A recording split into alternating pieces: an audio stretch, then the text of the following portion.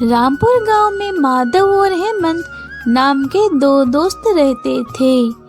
माधव और हेमंत का बचपन साथ में ही बीता था और अब दोनों जमींदार की जमीन में साथ साथ काम करते थे। दोनों अपने अपने खेत पर काम कर रहे थे, तभी उनका एक और साथी भूखन भोजन लेकर आता है। अरे मित्रों, माधव हेमंत कहाँ हो? जल्दी आओ, मैं भोजन लेकर आया हूँ। आ जाओ, भोजन कर लो। दोनों मित्र आ गए और वहीं बैठकर और बातें करने लगे। भूखन, तू तो बहुत हमारी मदद करता है।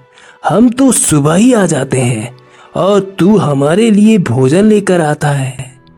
अरे इसमें मदद की क्या बात है? अब तुम लोगों की ही मदद से मैं इतना बड़ा हुआ हूँ।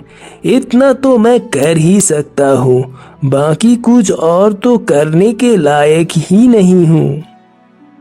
अरे भूखन, ऐसा कुछ नहीं है। तुम तो हमारे मित्र हो भाई। लेकिन तुमने तो हमारा सहारा दिया, ये भी तो सच है। कभी कभी तो हम सोचते हैं कि तुम ना होते तो मेरा क्या होता। चलो अब भोजन करते हैं। हेमंत, माधव और भूखन तीनों भोजन करने लगते हैं। भूखन उन दोनों को अपनी बातों से हंसा रहा था। माधव, मेरी तबीयत ठीक नहीं लग रही है। कोई बात नहीं है, तुम आराम कर लो। अरे यार, आराम कैसे कर सकता हूँ? तुम आराम करो, हम कर देंगे काम। भूखन, तू तो बहुत काम करता है ना। दिन भर इधर से उधर अपनी चप्पलें तोड़ते हुए घूमता रहता है और लड़कियां के पीछे घूमता है। ए भैया, तुम भी कुछ भी बोलते रहते हो। अरे मैं इतना छोटा हूँ कि सारी लड़कियां मुझे छोटू बोलकर चली जाती हैं। माधव भाई, मैं कर लूंगा काम। जब तुम्हारी तबीयत ठीक नहीं है तो रहने दो, लेकिन काम बहुत है क्योंकि फिर पानी भी लगाना है। अरे कोई नहीं, मैं तेरी भी खेत का काम कर दूंगा और भूखन मेरी मदद कर ही देगा। बहुत बहुत धन्यवाद। मित्र हो तो तेरे जैसे भाई। तबीयत खराब होने का झूठा नाटक करके और खेत में पेड़ के नीचे जाकर सो गया। इधर माधव और भूखन काम पर लग गए।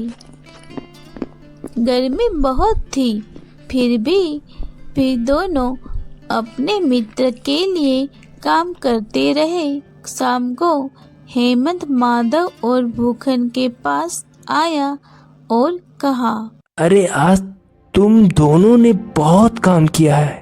अब कैसी तबीयत है हेमंत? मैं बिल्कुल ठीक हूँ, इसलिए मैं तुम्हारे पास आया हूँ।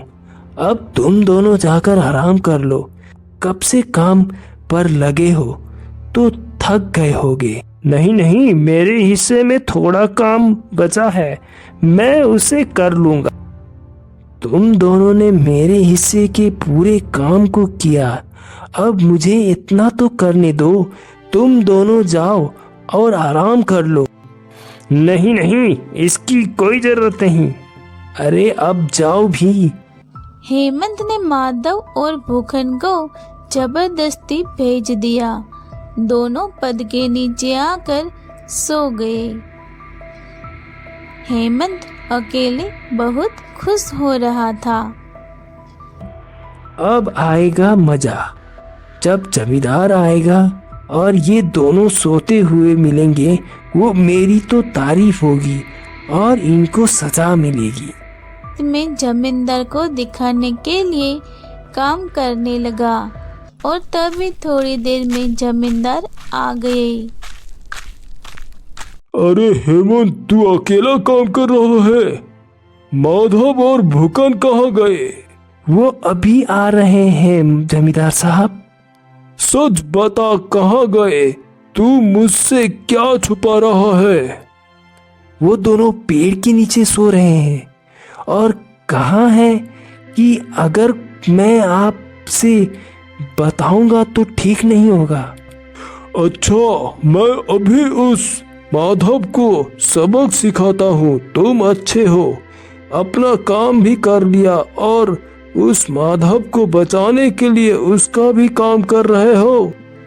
हेमंत बहुत खुश हुआ क्योंकि हेमंत ने अपनी गलती को माधव के ऊपर डाल दिया था। माधव सीधा साधा था। क्यों बे, तुम दोनों काम चोरी कर रहे हो और मैं तुम्हें आकर पकड़ भी नहीं सकता। जमींदार साहब, सोते हुए चोरी कैसे कर सकते हैं बताइए? ये नींद से बाहर आ। तुम्हें मैंने काम करने के लिए रखा है, सोने के लिए नहीं। तुम दोनों की आज की पगार नहीं मिलेगी और आगे से ऐसा किया तो काम से भी निकाल दूंगा। तुम्हारे मित्र हेमंत को आज ही 2 गुना पैसा मिलेगा क्योंकि उसने अपना और तुम्हारा दोनों का काम किया है। इतना सुनाकर जमींदार चला जाता है। ये क्या हुआ? मैं कुछ समझा नहीं, लेकिन मैं समझ गया हूँ कि हेमंत ने हम दोनों को फंसाया है। हाँ, ये हेमंत ऐसा ही करता है, हमेशा मुझे फंसा देता है। मैं हर बार सोचता हूँ कि इसके चंगुल में नहीं फंसूंगा, लेकिन फिर भी आ ही जाता हूँ। हाँ ठीक है, लेकिन आगे से नहीं आएंगे। देखो, हेमंत भैया इधर ही आ रहे हैं। हेमंत बहुत खुशी होते हुए आया और कहता है, मेरे भाई, मैंने तो बहुत कोशिश की कि तुम्हें बचा लूं, पर जमींदार ने मेरी एक नहीं मानी और वो मुझे कहने लगा कि अगर मैं नहीं बताऊंगा तो मुझे नौकरी से निकाल देंगे, इसलिए मुझे बताना पड़ा। तीनों घर वापस चले गए।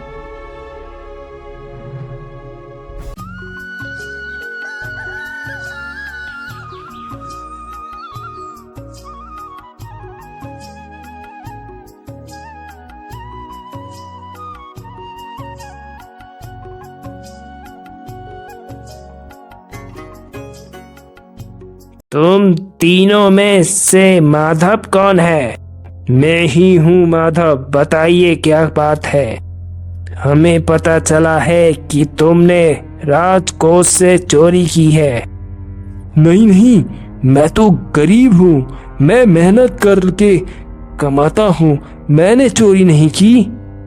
हमें कुछ नहीं पता, हमें तुम्हारी तलाशी लेनी पड़ेगी। सिपाहियों ने माधव के घर तलाशी ली और उन्हें धन मिल गया। आखिरकार हमारा संदेश सही निकला, तुमने चोरी की है। चलो राजा साहब के पास। मैं चोर नहीं हूँ, मैंने चोरी नहीं की है, मुझे फंसाया जा रहा है। हेमंत, तू कुछ कहना भाई इन लोगों को। माधव, मुझे तुमसे ये उम्मीद नहीं थी कि तुम राजा साहब के यहाँ चोरी करोगे। आज से तुम्हारी और मेरी दोस्ती समाप्त। सैनिक माधव को राजा के पास ले जाते हैं। राजा ने माधव को फांसी पर चढ़ने का हुक्म दे देता है। तभी वहाँ जमींदार और भूखन आ जाते हैं। राजा साहब, आपकी आज्ञा में रुकावट के लिए माफी चाहता हूँ, पर चोर माधव नहीं हेमंत है। वो कैसे? चोरी का धन तो माधव के घर से मिला है। राजा साहब, एक दिन हेमंत यही पोटली लेकर महल से भाग रहा था, तब मैंने इसको देखा था। इसका क्या प्रमाण है कि चोरी हेमंत ने की है? ये धन माधव ने नहीं बल्कि हेमंत ने चुराया है, जो माधव के घर में ले जाकर रख दिया है। अंत सजा इसको ही होनी चाहिए। राजा जब समझ जाता है और माधव को छोड़ देता है और उसको अपने दरबार में काम दे देता है और हेमंत को कारागार में डाल देता है।